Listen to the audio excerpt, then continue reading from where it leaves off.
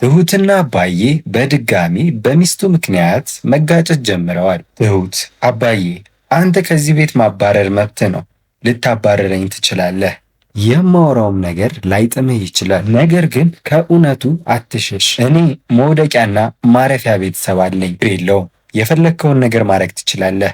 ነገር ግን የአንተ ሚስት ሳላገኛትና አንተን ሳላገናኘን ከዚህ ቤት ንቅንቅ አልልም ትለዋለች። ታዲያ እሱም ሁሌም እንደ ማስተባበያ የሚያቀርበው የኔ ዓለም በሕይወት ካለች ለምንድን ነው እስከዛሬ ድረስ ያላገኘችኝ ብሎ ነበር የጠየቃት። ትሁትም አሁን ላይ ማስታወስ የምትችለው ነገር የለም፣ አደጋው ማስታወስ እንዳትችል አድርጓታል ስትልም ትመልስለታለች። ታዲያ ጋሼ በዚህ ልቡ የተረጋጋው እንዲህ ሲል ይመልስላታል። ታዲያ አሁኑኑ እንሄድ ወደዛ ብሎ ይጠይቃታል። ትሁትም አሁን መሄድ እንደማይችሉና እንደመሸ በዛ ላይ ደግሞ ሰውየው የቀጠራቸው ለሳምንት እሑድ እንደሆነ ትነግራቸዋለች። ታዲያ ጋሼም በዚህ ተናዶ ተነስቶ በቃ ተይኝ ብሎ ጮሆባት ጥራት ይሄዳል። በሌላ ደግሞ አሁንም ድረስ ትሁት የራሱ መሆኑን ማረጋገጥ ያልቻለው ናቲ በድጋሚ ከተመስገን ጋር መንገድ ላይ ይገናኛሉ።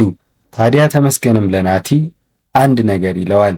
ይኸውልህ አንድ ነገር እርግጠኛ ሁን፣ በልጄ እምልልሃለሁ ትሁት የፈለገ ቢዘገይ የኔ ሚስት ናት። አይደለም ሌላ አንተን ብታገባ ራሱ አንተን ፈታ እኔን ታገባኛለች ሲለው ለናቲ መልሶለታል። ናቲ እንዲህ ሲል ይመልስለታል። በጠበቀ ሳይሆን በቀደመ ነው። ታዲያ ተመስገንም በቀደመ ሳይሆን በጠበቀ እንደሆነ ዝቶበት ይለያያሉ። ታዲያ ናቲም በዚህ ግራ ሲጋባና ምን ተማምኖ ነው ይሄ ልጅ እንዲህ ሲል እኔን የተናገረኝ ብሎ ግራ ገብቶት በትሁት እርግጠኛ መሆን ሲከብደው አይተናል። ትሁትና አባዬ በድጋሚ ሳሎን ውስጥ ቁጭ ብለው ሲያወሩ እንመለከታቸዋለን። ታዲያ ትሁትም አባዬ ተመስገንና ናቲ አስቸገረው አይደል ብላ ስትጠይቀው እሱም እንዳላስቸገሩት ይመልስላታል። ለነገሩ ናቲ አያስቸግርም ያ ነው እንጂ ስትል ተመስገን በፍጹም አሁን አንቺ እንደምታስቢው አይነት ልጅ አይደለም፣ አታስቢ፣ አሁን ሁለቱም ለእኔ ልጆቼ ናቸው፣ ማንም እኔን አያስቀየመኝም ብሎም ይመልስላታል። ታዲያ ትሁትም ወሬዋን ትቀይርና እውነቱን ቢጋፈጥና ቢቀበል መልካም እንደሆነ ስታነሳለት እሱም እንደዛ ከሆነ ነገ ጠዋት ተነስተን ወደዛ እናመራለን ቧታል። ታዲያ ትሁትም አባዬ አይሆንም፣ እሱ የሚኖረው እሁድ ብቻ ነው ብላ ትለዋለች። ታዲያ ጋሼም እሱ ብቻ ነው እንዲህ ሀገሩ ላይ ሰው ሌላ ሰው ጠይቀን እንሄዳለና ብሎ አላት። እሱም ይህ እንደማይሆን ነግሯት ያሳምናትና ትሁት ካገኘ ነው እንሄዳለን በቃ ብላ በሐሳቡ ሲስማሙ አይተናል። ታዲያ ውድ የቻናላችን ቤተሰቦች አባዬ ከትሁት ጋር ሄዶ የቀድሞ ፍቅረኛውንና ባለቤቱን የሚያገኟት ይመስላችኋል ወይንስ ትሁት ያለችው ነገር የተጋፈጠችው ነገር ያመጣችው ነገር ሳይገኝ ተናዶ በድጋሜ ትሁትን እዛው ጥሏት ይሄዳል ብላችሁ ታስባላችሁ? ሐሳብ አስተያየታችሁን በኮመንት መስጫው ላይ አስቀምጡልን። እናም ቻናላችንን ሰብስክራይብ እና ይህንንም ቪዲዮ ላይክ በማድረግ ብዙዎች ጋር እንዲደርስ አድርጉ። ስለምትከታተሉን ከልብ እናመሰግናለን።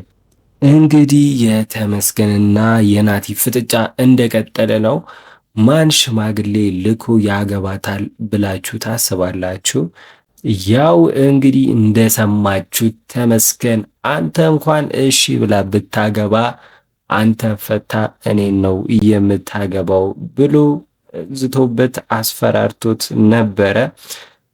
ናቲም እንግዲህ የፍርሃት ስሜት ሲታይበት አስተውለናል።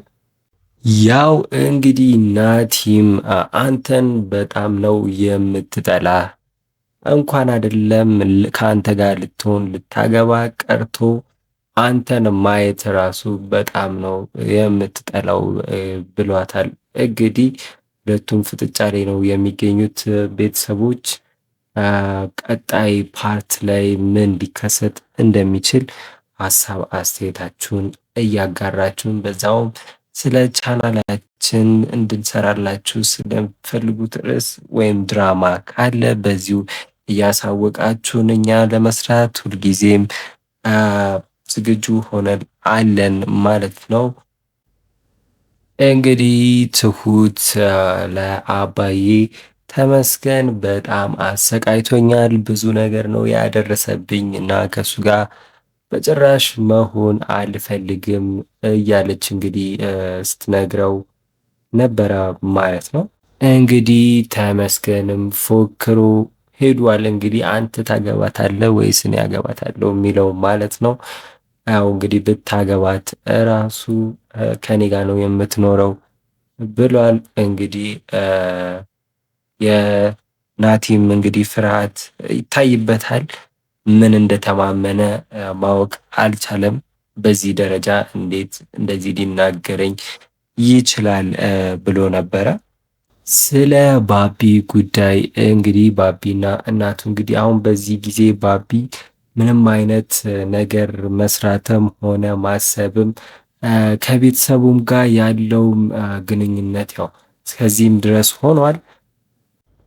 ምክንያቱም እንግዲህ እናቱ ከህይወት ጋር እንዲቀጥልና እንዲሆን ስላልፈለገች ከማንም ጋር እንዲገናኝ አትፈልግም።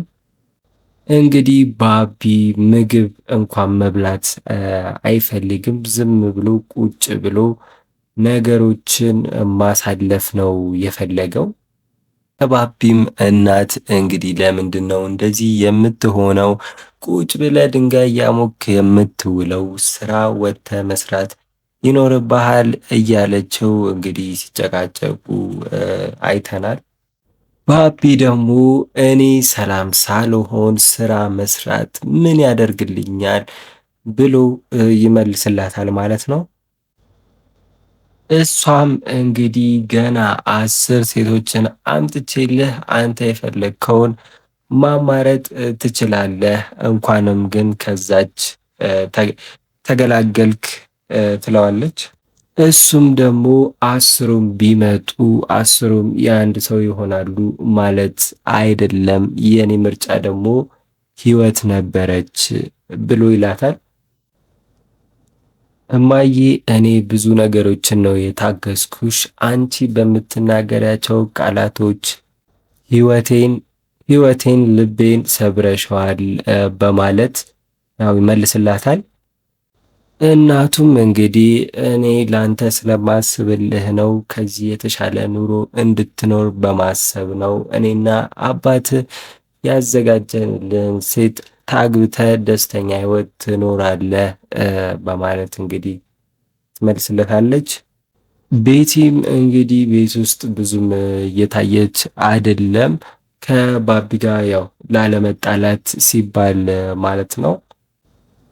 እሷም እንኳን እኔን አይደለም እህቷን ራሱ ይኸው እያየቻት አይደለም። ይኸው